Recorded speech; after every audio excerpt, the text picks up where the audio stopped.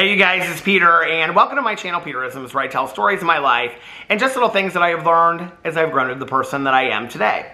And today I'm going to read from the Melody Beatty books. I looked at the Year of Positive Thinking, and it's just like one line, so I thought, well, I'm just going to read the longer meditations today from the Melody Beatty books. And the first one I'm going to read is from The Language of Letting Go, which is the sister book to Codependent No More. And the meditation for today, July 24th, is called Denial. Denial is a powerful tool. Never underestimate its ability to cloud your vision. Be aware that for many reasons, we have become experts at using this tool to make reality more tolerable. We have learned well how to stop the pain caused by reality, not by changing our circumstances, but by pretending our circumstances are something other than what they are. Do not be too hard on yourself. While one part of you was busy creating a fantasy reality, the other part went to work on accepting the truth. Now it's time to find courage, face the truth, let it sink gently in. When we can do that, we will be moved forward. God, give me the courage and strength to see clarity, or to see clearly. And I think it's a great meditation. You know, I think that there's denial in so many different things. You know, I think there's denial in addiction, for example, you know, when we don't really think that we have a problem. I can remember, you know, for a very long time, people in my life would tell me that I had a problem. You know, my dad and my family members and even friends of mine would say, you know, like, you have a serious problem. And I'd say, no, you have a problem with what I do, but I don't have a problem. It's not affecting me. And I was actually just talking about this to my friend Tanya the other night. It's like, we were talking about, we didn't even really realize the impact that we had on other people until years and years later. I mean, like, that's part of the denial, you know? That for so many years, I lived in this fantasy of thinking that I really hadn't hurt that many people. I remember when I read the book Beautiful Boy. I actually read it much later than everybody else read it, because it came out, and then I think I read it like 5 or 6 years later, maybe even longer than that. It was a couple years ago. I talked about this on my vlog.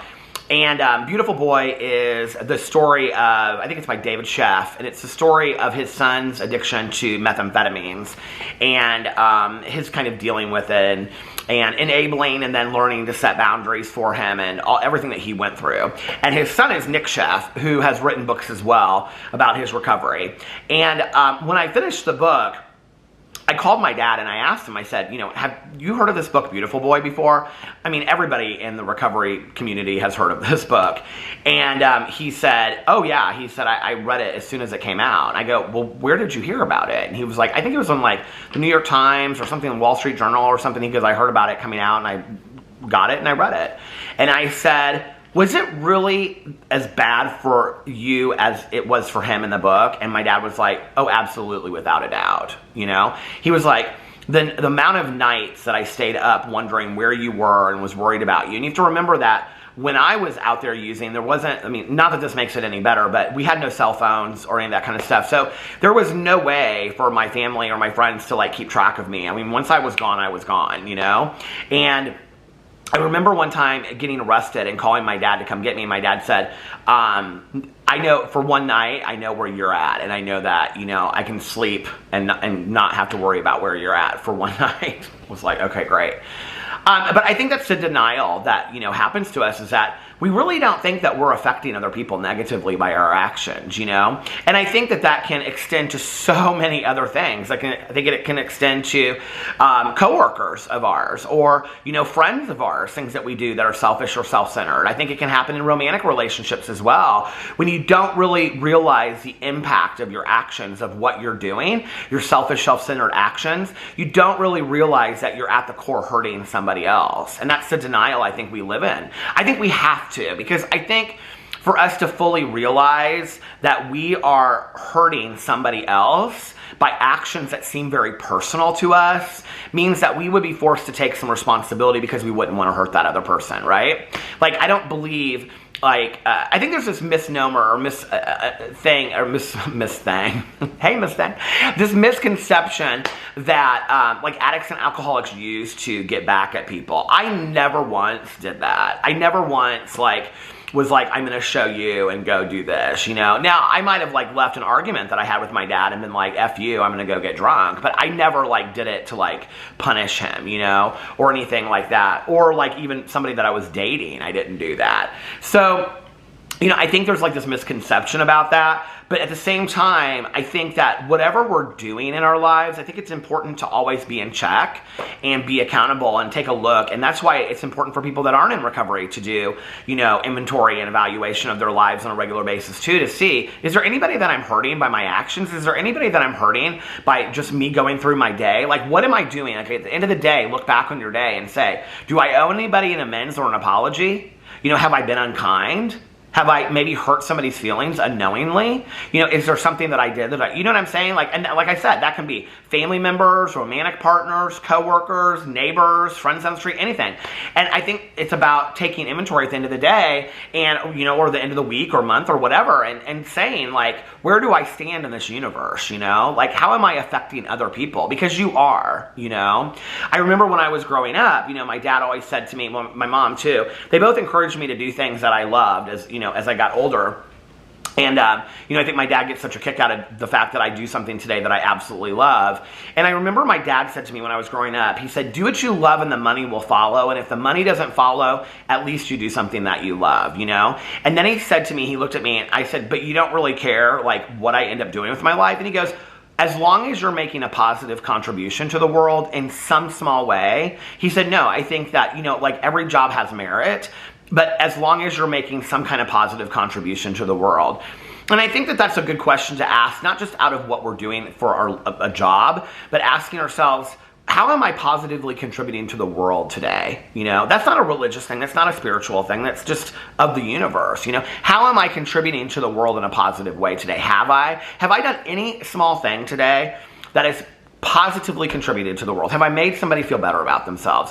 Have I, you know, taken responsibility when I needed to, or apologized to somebody, you know? I think those are good questions to ask ourselves and to stop living in the fantasy that we don't hurt anybody by our actions. You know, many times on this channel, I talk about toxic people, and I talk about problematic people, and I talk about all these people and how to set boundaries with them and whatever.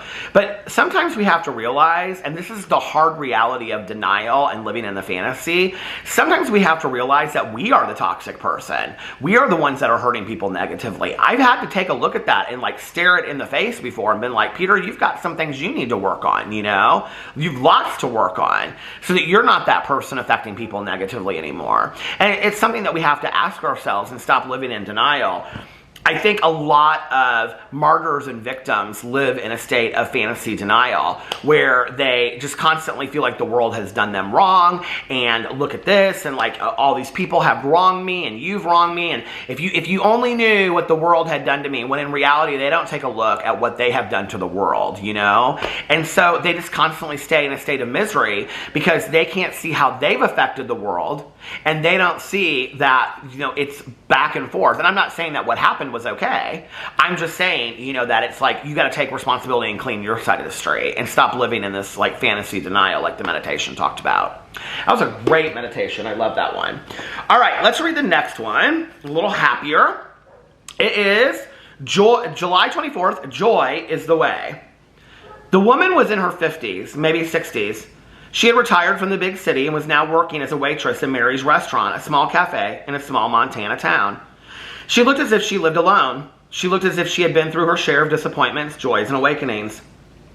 She brought me a plate of bacon and eggs, set them down, and gave me a radiant smile. "It's a beautiful day," she said. "Yes, it is," I said. I looked at her. "Are you happy to be here?" She thought a moment, then replied. "Yes," she said with joy in her voice. "Yes, I am."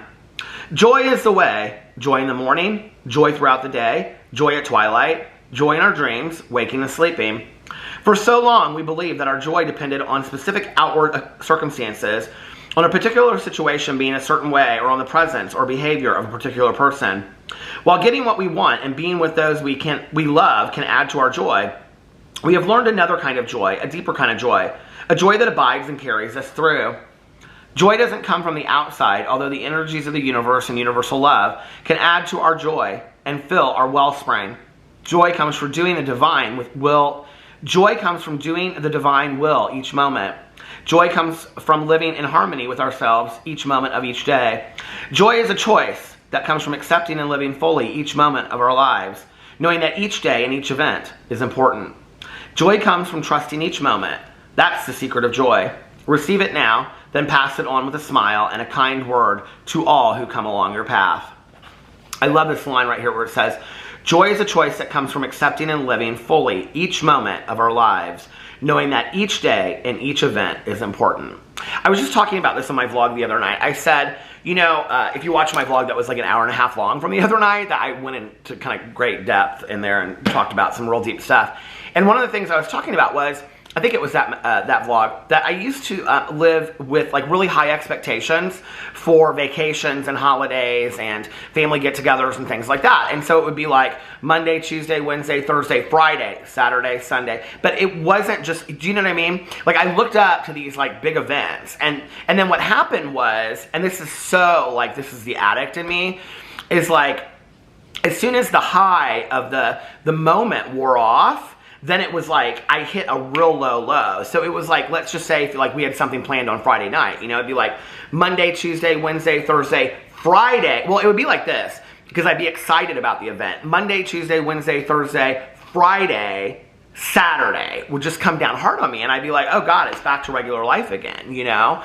And I would be on vacation, and I'd be so excited about vacation, the planning of vacation, all that kind of stuff. And then I'd be like, third day of a 7-day trip, and I'd be like, our trip is half over yet already. I can't believe it. I used to just say this up to like 2 years ago, you know. I've really had to work on that and not getting like really sad about like, oh, I can't believe our trip's almost over, and just really staying in the moment and enjoying it.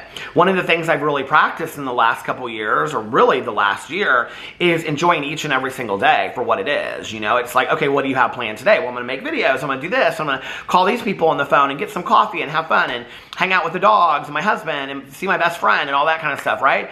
And that to me is just as great a day as, you know, Christmas.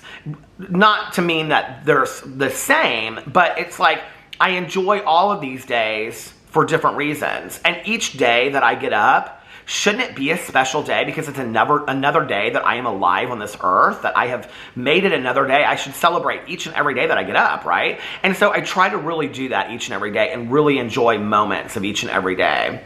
And I hope that you do too. So anyway, I hope that you guys are having a magically amazing Saturday. I love you, and I will see you tomorrow. Bye.